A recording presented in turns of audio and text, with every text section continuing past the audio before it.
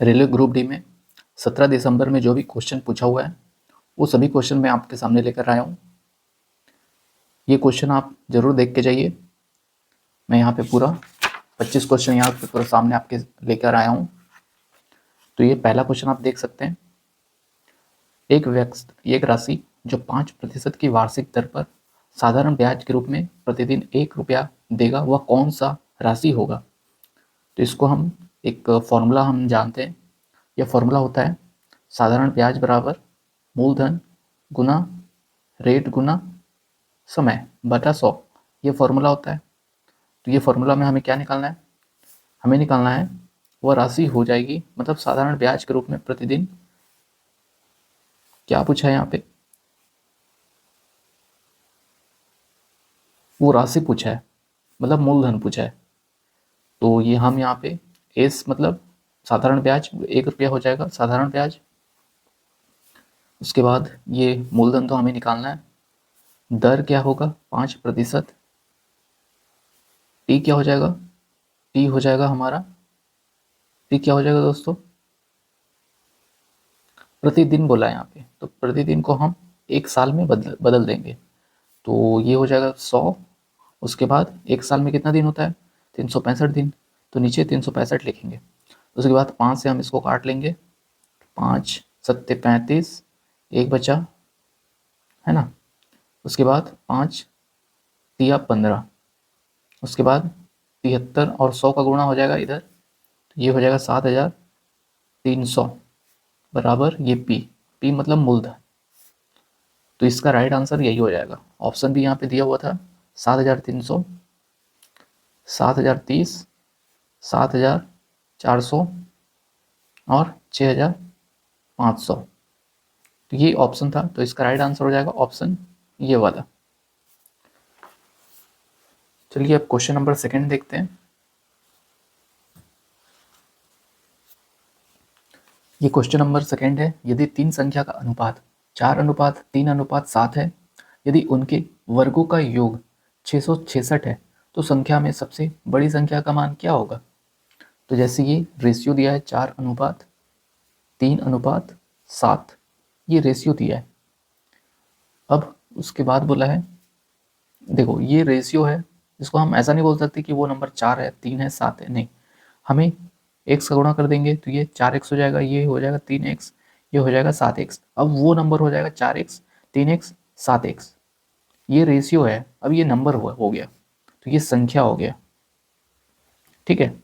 अब बोला है यदि उनके वर्गों का योग, इसका वर्ग कर लेंगे तो ये हो जाएगा 16x², 3×3=9x², 7 माने 49x²।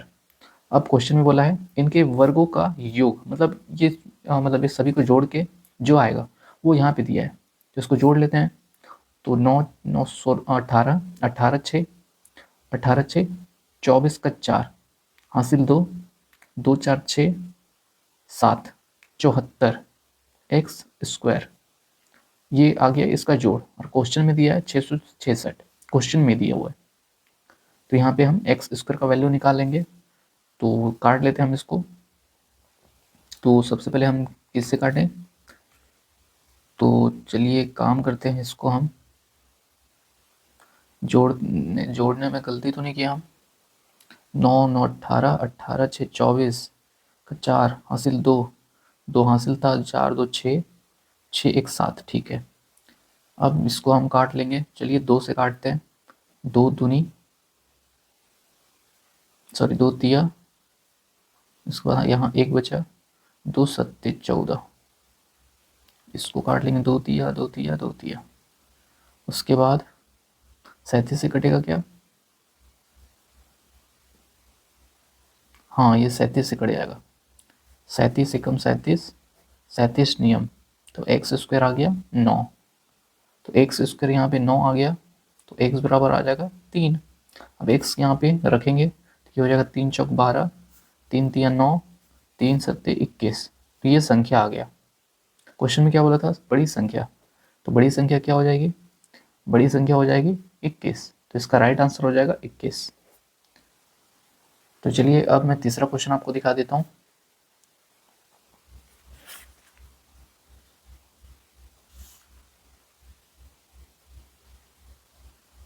तो ये है क्वेश्चन नंबर 3।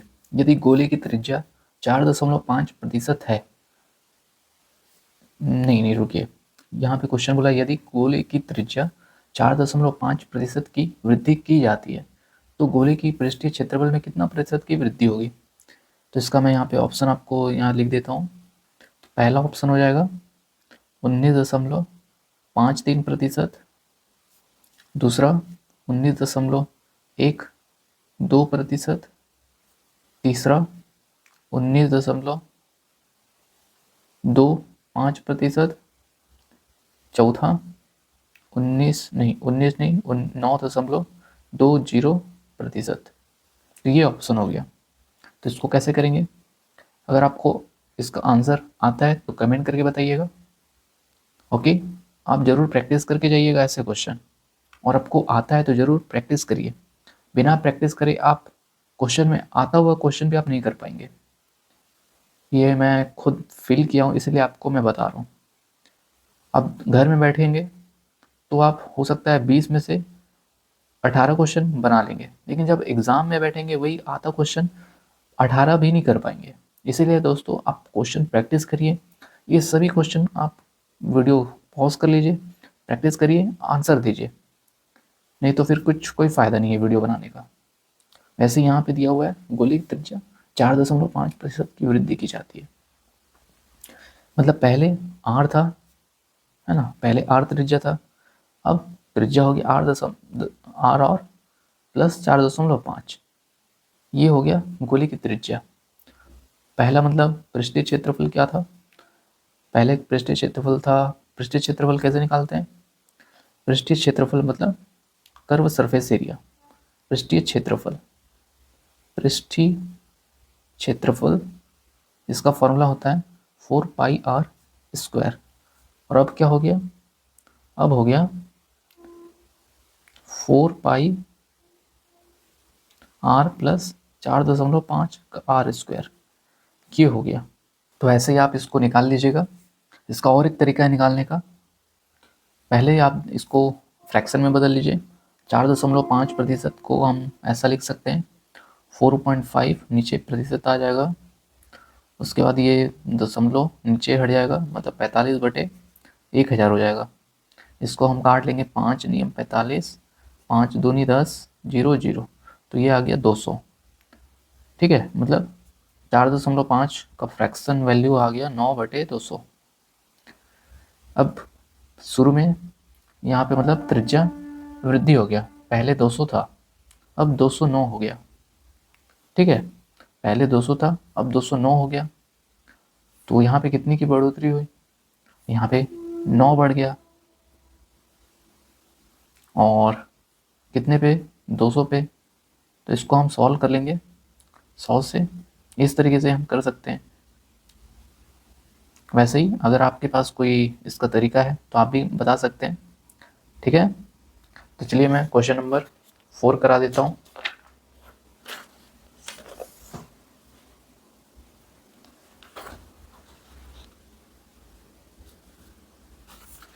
तो ये है क्वेश्चन नंबर 4।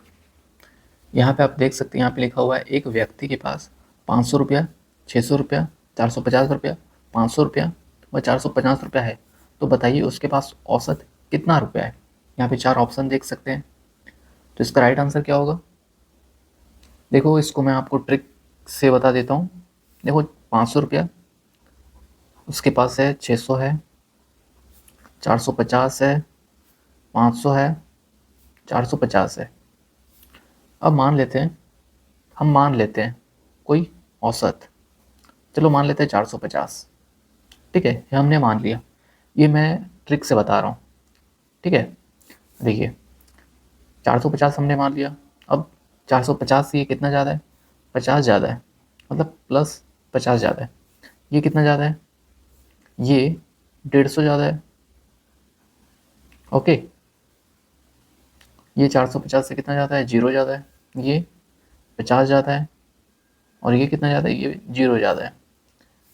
तो अब हम क्या करेंगे, ये जो 50, 150, 50 अगर प्लस में तो जोड़ लेंगे तो ये हो जाएगा 50 50 100, 100 200, 250।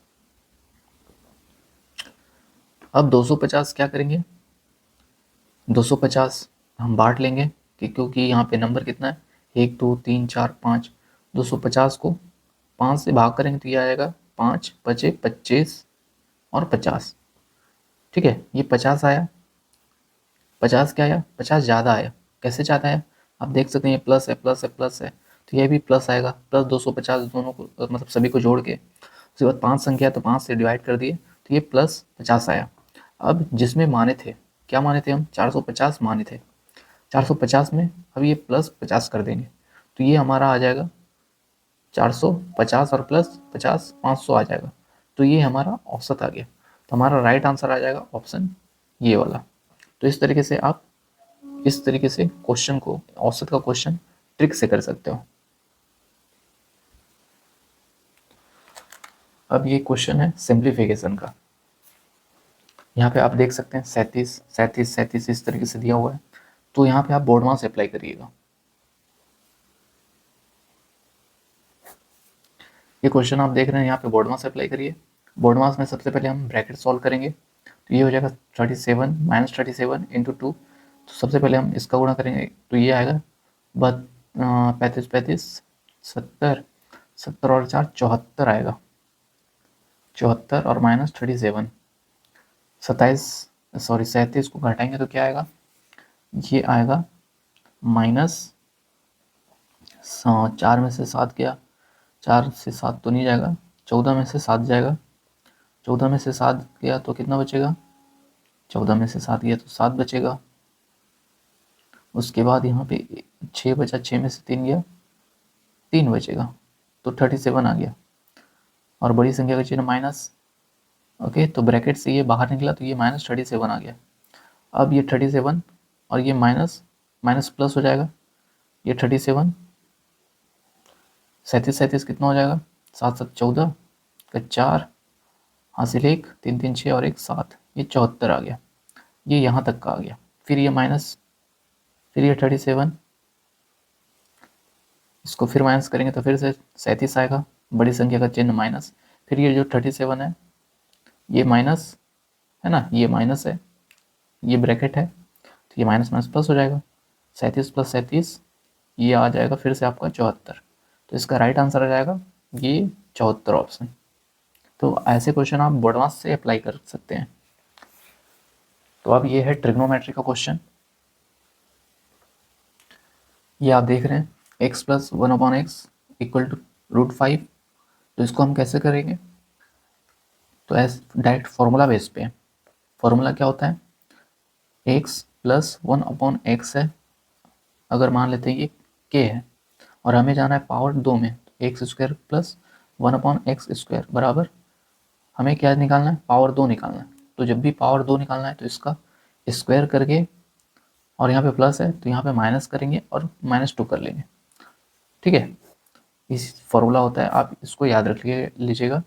तो पहले हम एक्स स्क्वायर निकालेंगे, उसके बाद फिर से उसका पावर 2 निकालेंगे तो 4 आ जाएगा। तो यहाँ पे x square plus 1/x square, ये क्या हो जाएगा, इसका स्क्वायर है ना, ये k स्क्वायर -2, तो इसका स्क्वायर 5 हो जाएगा। उसके बाद यहाँ पे प्लस है तो ये -2 हो जाएगा, तो ये आ जाएगा 3। अब फिर से हम क्या करेंगे, अब हमको आना है 4 में, अब हम इसका फिर से पावर 2 कर लेंगे, 2 का पावर 2 तो ये हो जाएगा 4, प्लस फिर से x की पावर 2 का 2 तो ये हो जाएगा 4, फिर ये हो जाएगा सॉरी ये 3, 3 का स्क्वायर 9, 3 का स्क्वायर 9, उसके बाद -2 करेंगे। ठीक है, तो ये 9 में से 2 गया 7, तो एक्स स्क्वायर एक्स की पावर 4 प्लस एक्स की पावर 4 ये हो जाएगा 7। तो हमारा राइट आंसर हो जाएगा ऑप्शन 3।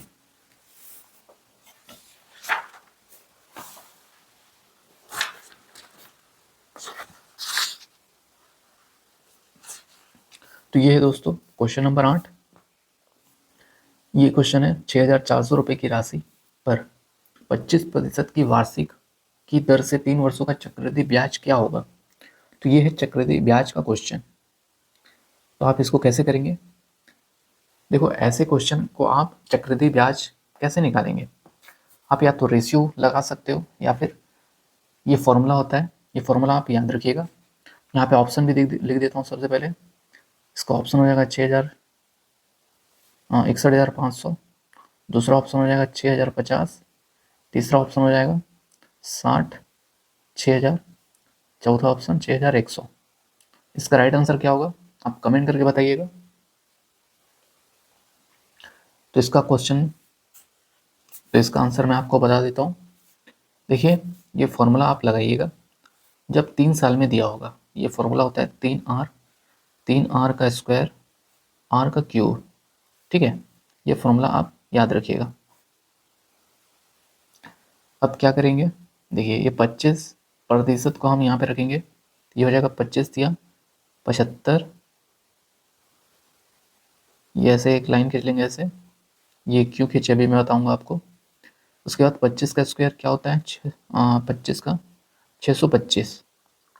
ओके दोस्तों, 25 का स्क्वायर हो जाएगा 625 और 625 का 3 से गुणा करेंगे तो ये आएगा 625 गुणा 3, 3 पंचे 15 का 5 हासिल 1, 3 दूनी 6 7, 3 छक्के 18,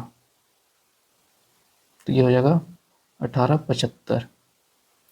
इसके बाद फिर 25 का क्यूब करेंगे तो क्या कितना आएगा, ये आएगा 15,675।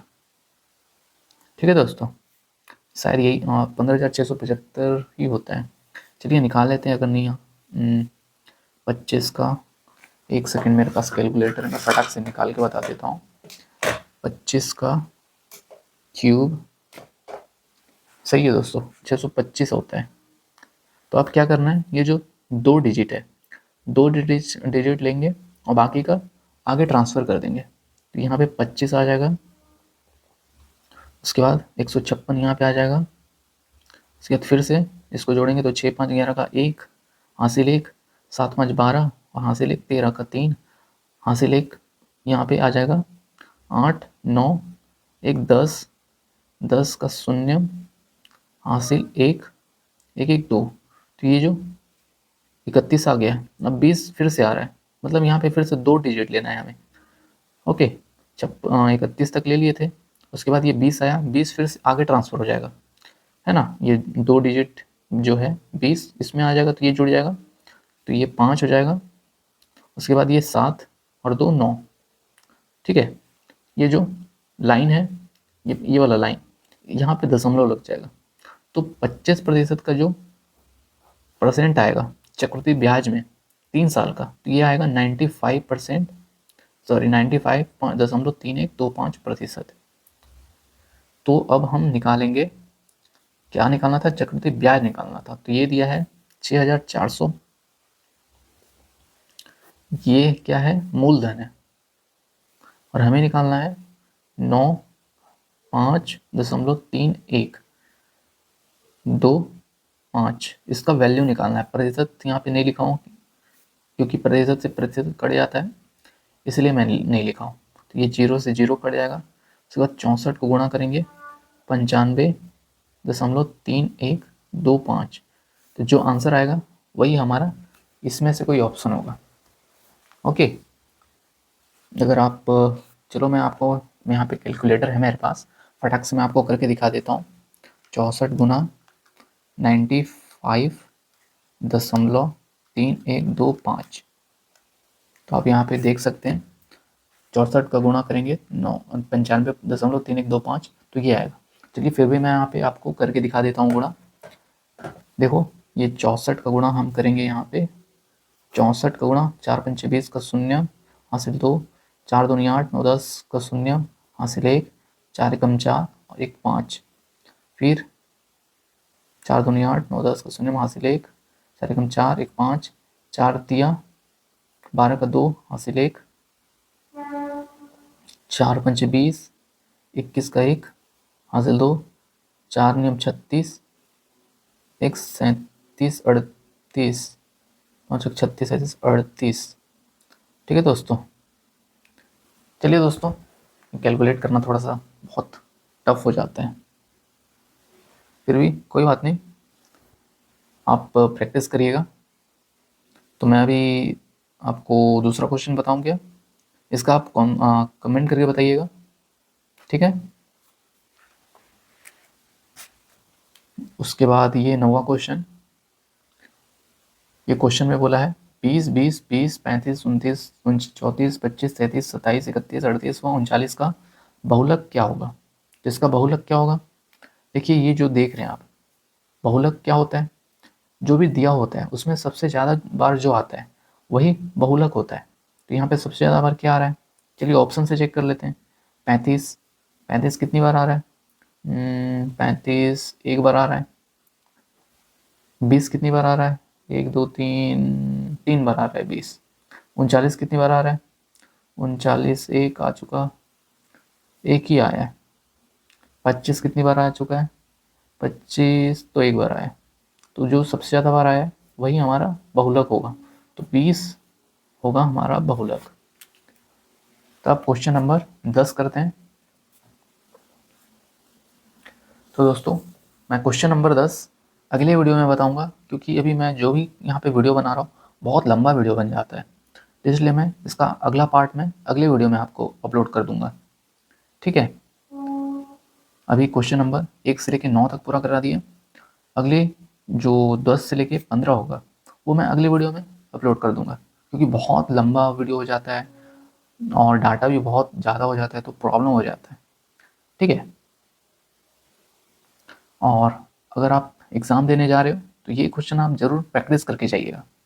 ये जो आप मैं भी यहाँ पे क्वेश्चन पूरा कराया हूँ ऐसे ही क्वेश्चन पूछा जा रहा है, बट दिक्कत ये हो रहा है अभी आप यहाँ पे बना लेंगे बट एग्ज़ाम में जाके आप प्रेशर हैंडल नहीं कर पाएंगे। इसी के लिए ऐसे क्वेश्चन आप जितना ज़्यादा हो सके प्रैक्टिस करके जाओ। ऐसे ही क्वेश्चन पूछ रहे हैं एग्ज़ाम में, ठीक है। तो चलिए, कैसा लगा आपको ये वीडियो और क्वेश्चन कैसा था आप ज़रूर कमेंट करके बताइएगा।